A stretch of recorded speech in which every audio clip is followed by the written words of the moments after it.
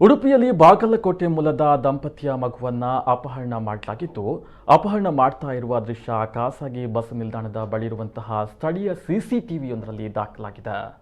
ಬಾಗಲಕೋಟೆಯ ಅರುಣ್ ಹಾಗೂ ಭಾರತಿ ಎಂಬವರ 2 ವರ್ಷದ ಗಂಡು ಮಗು ನಾಪತ್ತೆಯಾಗಿದೆ. ಈ ದಂಪತಿ ಉಡುಪಿಯ ಕರಾವಳಿ ಬೈಪಾಸ್ನಲ್ಲಿರುವಂತಹ ಶೆಡ್ನಲ್ಲಿ ವಾಸ ಮಾಡ್ತಾ ಇದ್ದು, ಕೂಲಿ ಕೆಲಸವನ್ನ ಮಾಡಿಕೊಂಡು ಜೀವನವನ್ನ ನಡೆಸ್ತಾ ಇದ್ರು. ಅಪಹರಣಕಾರರ ಕೆಲವು ದಿನಗಳ ಹಿಂದೆ ಈ ದಂಪತಿಯನ್ನ ಪರಿಚಯ ಮಾಡಿಕೊಂಡಿದ್ದ ಎನ್ನಲಾಗಿದ್ದು, ಇವರು ಉಳಿದುಕೊಳ್ತಾ ಇದ್ದಂತಹ ಸಮೀಪದ ಶೆಡ್ನಲ್ಲಿ ಈತ ಕೂಡ ವಾಸ ಮಾಡ್ತಾ ಇದ್ದ ಎಂದು ತಿಳಿದು ಬಂದಿದೆ. ನಿನ್ನೆ ಬೆಳಗ್ಗೆ ಮಗುವಿಗೆ ತಿಂಡಿಯನ್ನ ಮಾಡಿಸಿ ಬರ್ತೇನೆ ಎಂದು ಕರೆದುಕೊಂಡು ಹೋಗಿದ್ದು, ಮಗುವಿನ ಸಹಿತ ಬಸ್ ಅನ್ನು ಹತ್ತಿ ಅಪಹರಣಕಾರ ಪರಾರಿಯಾಗಿದ್ದಾನೆ. ಪ್ರಕರಣಕ್ಕೆ ಸಂಬಂಧಪಟ್ಟಂತೆ ಉಡುಪಿ ಠಾಣೆಯಲ್ಲಿ ಪ್ರಕರಣ ದಾಖಲಿಸಿದ ಪೊಲೀಸರು ಆರೋಪಿಯನ್ನ ಪತ್ತೆ ಹಚ್ಚಿ ಬಂಧಿಸಿದ್ದಾರೆ. ಬಾಗಲಕೋಟೆಯ ಪರಶು ಎಂಬಾತನನ್ನ ಕುಮಟಾ ರೈಲ್ವೆ ನಿಲ್ದಾಣದಲ್ಲಿ ಸ್ಥಳೀಯ ಪೊಲೀಸರ ಸಹಕಾರದೊಂದಿಗೆ ತಡರಾತ್ರಿ ವಶಕ್ಕೆ ಪಡೆದುಕೊಳ್ಳಲಾಗಿದೆ. ಇನ್ನು ಪ್ರಕರಣಕ್ಕೆ ಟ್ವಿಸ್ಟ್ ಸಿಕ್ಕಿದ್ದು, ಮಗು ಶಿವರಾಜ್ ಮತ್ತು ಆರೋಪಿಯನ್ನ ಇಂದು ಬೆಳಗ್ಗೆ ಪೊಲೀಸರು ಉಡುಪಿಗೆ ಕರೆತಂದಿದ್ದು, ಹೆಚ್ಚಿನ ತನಿಖೆಯನ್ನ ನಡೆಸಲಾಗ್ತಾ ಇದೆ. ಈ ಕುರಿತಂತೆ ಹೆಚ್ಚಿನ ಮಾಹಿತಿಯನ್ನ ನೀಡ್ತಾರೆ ನಮ್ಮ ಉಡುಪಿಯ ಪ್ರತಿನಿಧಿ ಪ್ರಮೋದ್. ನನ್ನ ಧ್ವನಿ ಕೇಳಿಸ್ತಿದ್ಯಾ? ಕೇಳಿಸ್ತದೆ, ಹೇಳಿ. ಪ್ರಮೋದ್, ಏನು ಅಂತ ಹೇಳಿದ್ರೆ, ಉಡುಪಿಯಲ್ಲಿ 2 ವರ್ಷದ ಮಗುವಿನ ಅಪಹರಣ ಪ್ರಕರಣ ಸುಖಾಂತ್ಯವನ್ನ ಕಂಡಿರುವಂತದ್ದು, ಇದರ ಬಗ್ಗೆ ಹೆಚ್ಚಿನ ಅಪ್ಡೇಟ್ಸ್ ಏನಿದೆ ಪ್ರಮೋದ್?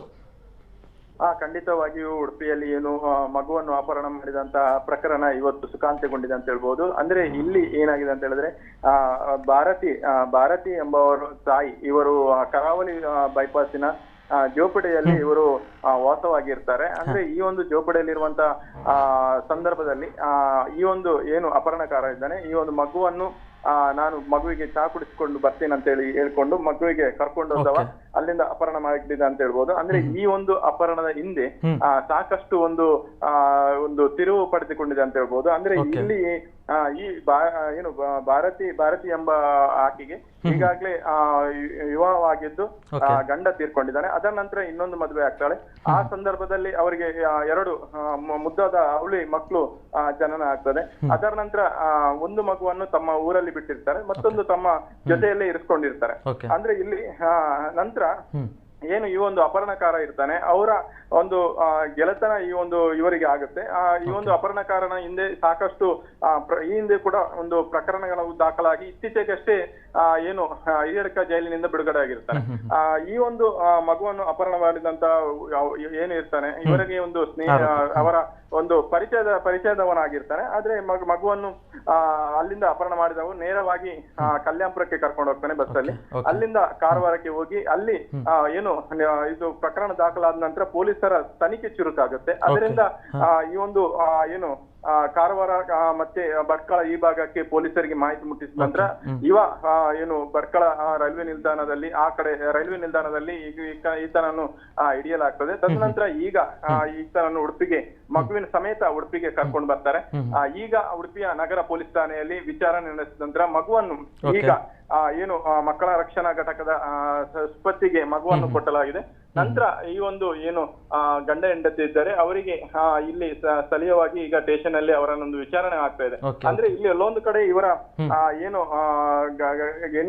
ಗಂಡ ಹೆಂಡಿರು ಸ್ವಲ್ಪ ಮದ್ಯಪಾನ ಮಾಡುವುದರಿಂದ ಈ ಒಂದು ಘಟನೆ ನಡೆದಿದೆ ಅಂತ ಹೇಳ್ಬೋದು. ಮಗುವಿನ ಮೇಲೆ ಸಾಕಷ್ಟು ನಿಗಾ ವಹಿಸಿದ ಕಾರಣ ಈ ಒಂದು ಘಟನೆ ನಡೆದಿದೆ ಅಂತ ಹೇಳ್ಬೋದು. ಓಕೆ ಪ್ರಮೋದ್, ಏನು ಅಂತ ಹೇಳಿದ್ರೆ, ನಾವು ಇತ್ತೀಚಿನ ದಿನಗಳಲ್ಲಿ ಮಗುವಿನ ಅಪಹರಣ, ಮಕ್ಕಳ ಮಾರಾಟದ ಜಾಲದ ಬಗ್ಗೆ ನಾವು ಕೇಳ್ತಾ ಇರ್ತೀವಿ. ಇದರ ಹಿಂದೆ ಈ ಒಂದು ಜಾಲ ಏನಾದ್ರೂ ಬೇರು ಬಿಟ್ಟಿದ್ಯಾ ಅನ್ನುವಂಥ ಅನುಮಾನ ಕಾಡುವುದಿಲ್ವಾ ಪ್ರಮೋದ್?